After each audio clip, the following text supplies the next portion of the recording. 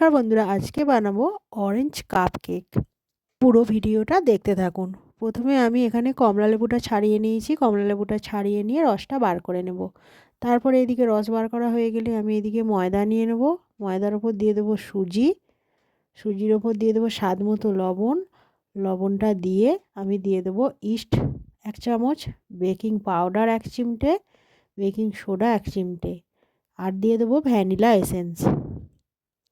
এই কেকটা কিন্তু বন্ধুরা একদম নিরামিষ কেক, এতে কোনো ডিম দেবো না আমি।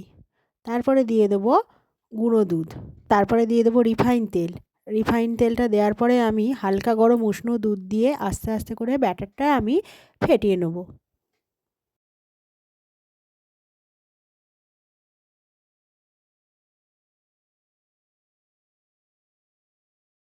দুধটা কিন্তু একবারে দিলে হবে না, আস্তে আস্তে অল্প অল্প করে দিতে হবে, দিয়ে ব্যাটারটা রেডি করে নিতে হবে।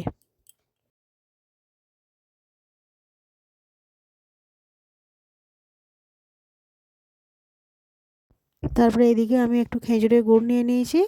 গুড়টার ওপর দিয়ে দেবো চিনি। চিনিটা দিয়ে তারপরে যে কমলা লেবুর রসটা আমি বার করে রেখেছিলাম সেইটা ঢেলে দেবো। ঢেলে দিয়ে আমি ভালো করে সব কিছু গলিয়ে নেব। তারপরে এইদিকে আমি ফোটানো গুড়ের রসটা দিয়ে দেবো ব্যাটারের মধ্যে। ওটা একবারে দেবো না, একটু একটু করে অল্প অল্প করে দিয়ে ব্যাটারটা ফেটিয়ে নেব।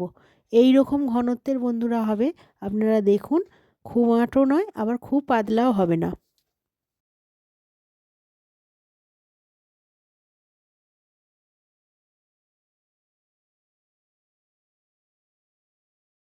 তারপরে আমি কয়েকটা কাগজের কাপ নিয়ে নিয়েছি।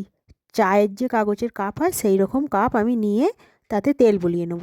সব কটাকে তেল বুলিয়ে নিয়ে তারপরে ওই বাটারটা আমি ওই কাপের মধ্যে ঢেলে দেবো 1 হাতা করে।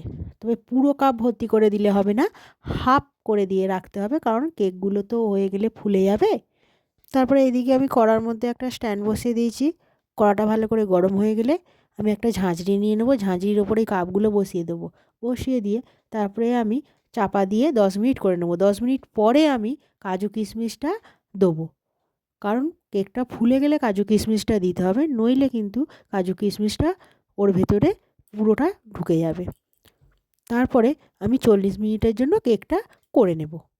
তারপরে 40 মিনিট পর বন্ধুরা ফিরে এসে দেখব কেকটা কতটা সুন্দর হয়েছে এবং কতটা ফুলে গেছে। আমি একটা কাপ কেটে দেখাচ্ছি, দেখুন কতটা সুন্দর নরম হয়েছে। এইরকম বাড়িতে বানিয়ে খাবেন, ভালো লাগলে অবশ্যই কমেন্টে জানাবেন।